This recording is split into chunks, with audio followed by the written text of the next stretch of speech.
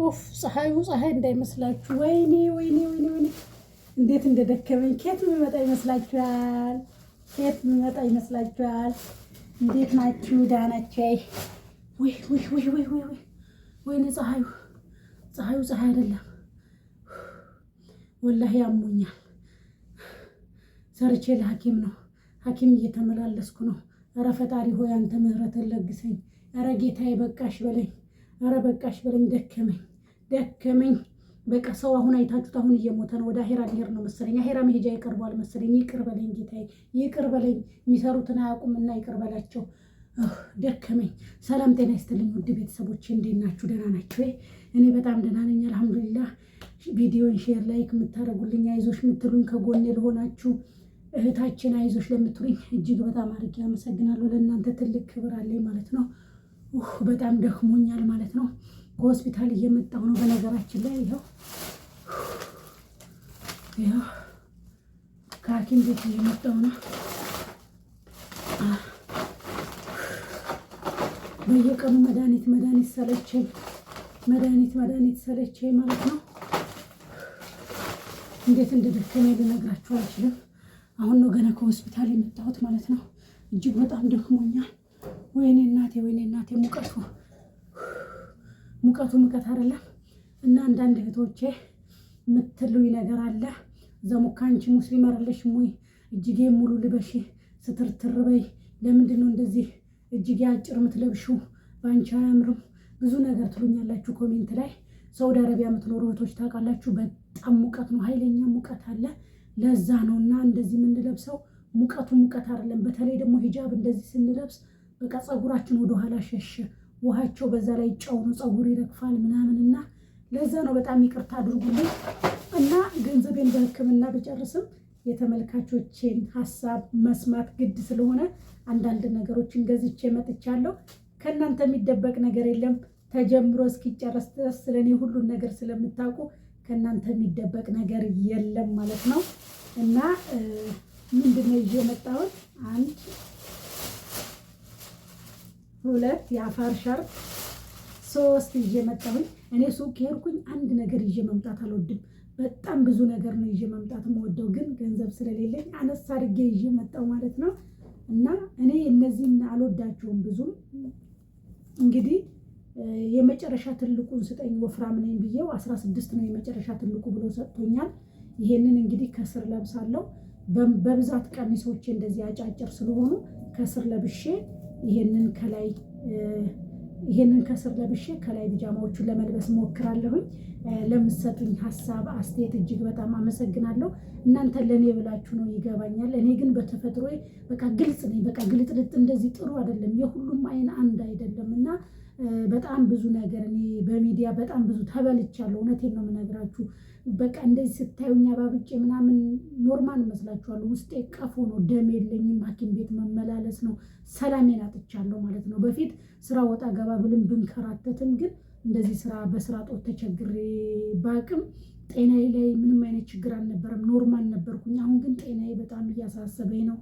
ከ2000 ሪያል በላይ ጨርሻለሁ በሕክምና ማለት ነው። ኑሮኝ አይደለም ተበድሬ ታውቃላችሁ። ከዛ ሁሉ እንግልት፣ ከዛ ሁሉ እስር፣ ከዛ ሁሉ መከራ፣ ከዛ ሁሉ ጭንቅ ወጥቼ በብድር ስንት ነገር ሁኜ አስባችሁታል። እንግዲህ ሁሉም ነገር ሚዲያ ላይ አይወራም ለሚወድም ለሚጠላም እና በዚህ ዙሩፌ ላይ ተበድሬ ነው እንግዲህ እየታከምኩ ያለሁት።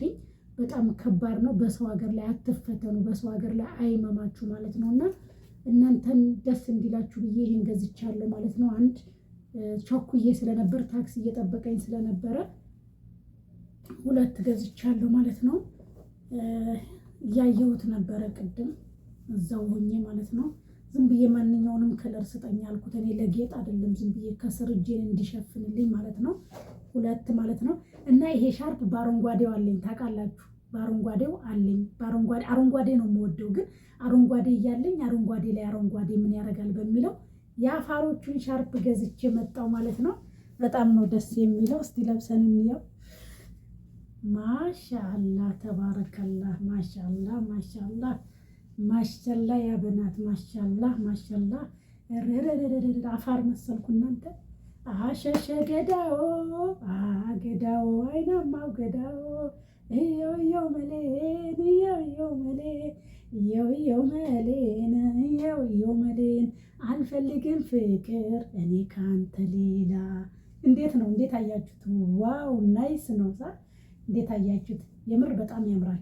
አንደኛ ሰፊ ነው።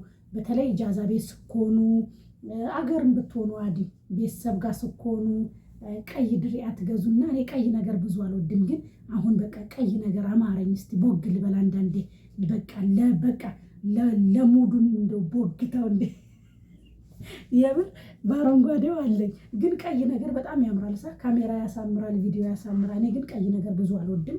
የምወደው ከለር እኔ ወይን ጠጅ ከለር፣ ሮዝ ከለር፣ ብርቱካናማ ከለር፣ ወይን ጠጅ በቃ በጣም ነው የምወደው።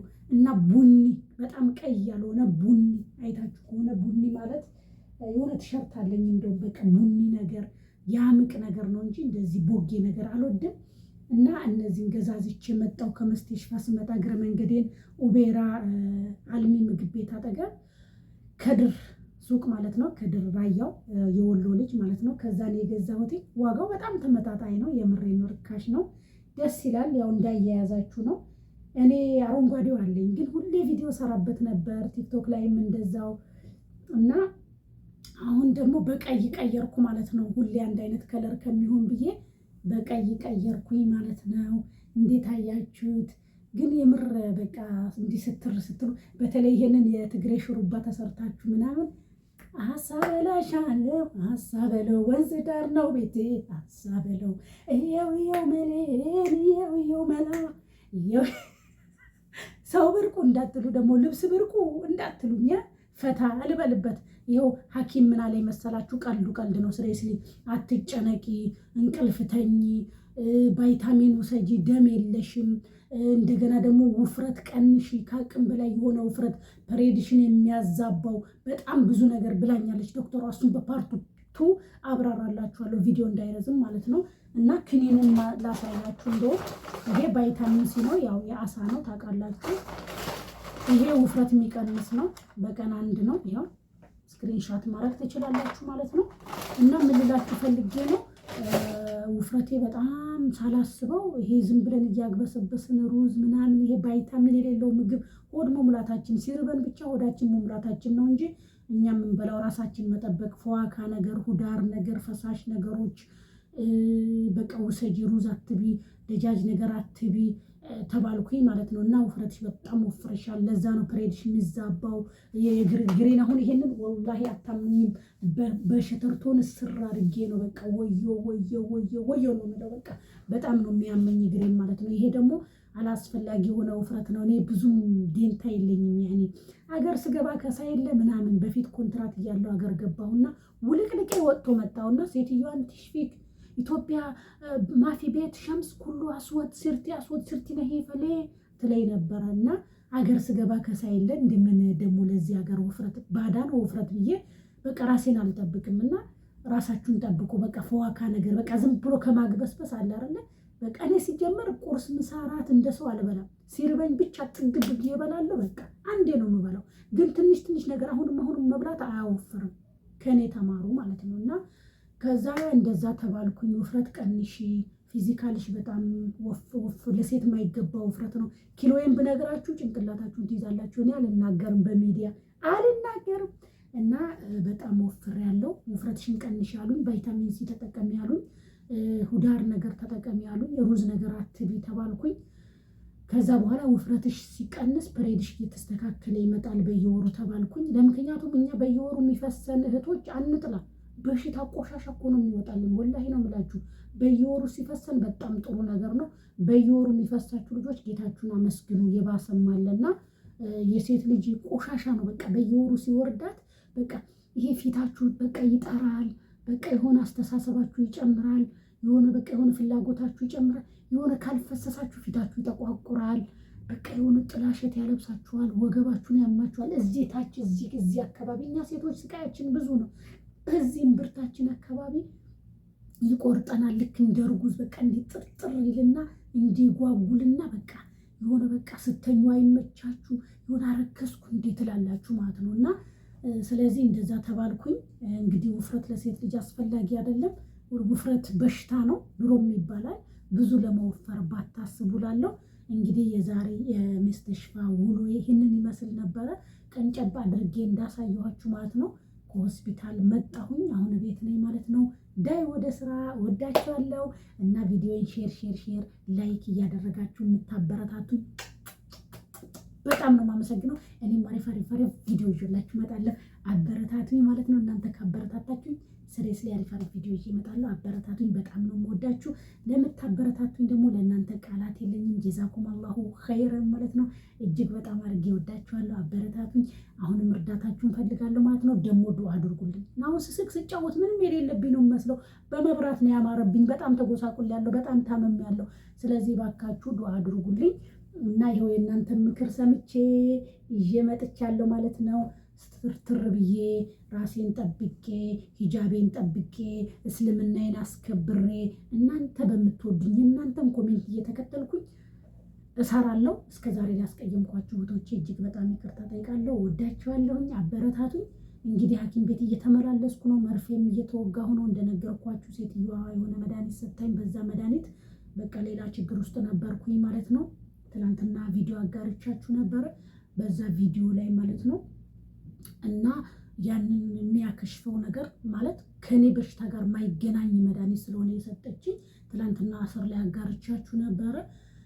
ስለዚህ ያንን የሚያጥበው ነው መሰል መርፌ እየተወጋሁ ነው። ኦክሲጅንም ተሰጥቶኛል እዚህ ጋር ማለት ነው። እንግዲህ አላህ ያድርግሽ በሉኝ። ሰው ቤት ነው የምሰራው። ደሞዝ በወር ነው ማገኘው። ታውቃላችሁ ብዙ ነገር አሳልፌ ነው እዚህ የደረስኩት። የራሴ የምለው ነገር የለኝም ገና።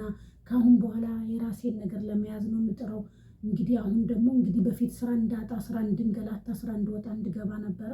አሁን ደግሞ እንግዲህ በጤና እየተፈታተነኝ ነው። በሰው ሀገር ላይ ጤና በጣም ከባድ ነው ማለት ነው። ከምንም ነገር በላይ የምር አትታመሙ እና እንግዲህ ጤና እየፈተነኝ ነው። ምሰራው ሩቅ ቦታ ነው፣ ነሲብ ነው የምመላለሰው። ሐኪም ቤት ደግሞ ኡቤራ ይባላል። ከነሲቡ ቤራ 60 ብር 70 ብር ነው መሄጃ ብቻ መምጫ እንደዛ ወደ 140 ብር። እዛ ደግሞ ሐኪም ቤት የምታወጡት ወጪ ያለ የመድኃኒት ወጪ ያለ አስቡት። እና በዚህ በጠፋ ስራ 1400 1500 እየሰራን እንግዲህ አስባችሁታል። የወር ደሞዝ እንኳን አይሸፍነውም ማለት ነው። ብቻ ዱዓ አድርጉልኝ እላችኋለሁ። በጣም ነው የምወዳችሁ። ጀዛኩም አላሁ ኸይረን። ያዘናችሁብኝ ካላችሁ አላህ ይፍታሽ ብላችሁ ዱዓ አድርጉልኝ። ላሳዝናችሁ ላስከፋችሁ እችላለሁ ማለት ነው። የሰው ልጅ ዛሬ አይተኑ ነገ እያጣኑ ነው ለዚች አጭር ጊዜ ማለት ነው። እኔ አፎቱልላ ብያችኋለሁ ማለት ነው። ውድ እህቶቼ እወዳችኋለሁ። በያላችሁበት ሰላም ሁኑ። እንዴት አያችሁት? ንገሩኝ፣ አስተያየት ስጡኝ። እወዳችኋለሁ። ባይ ባይ።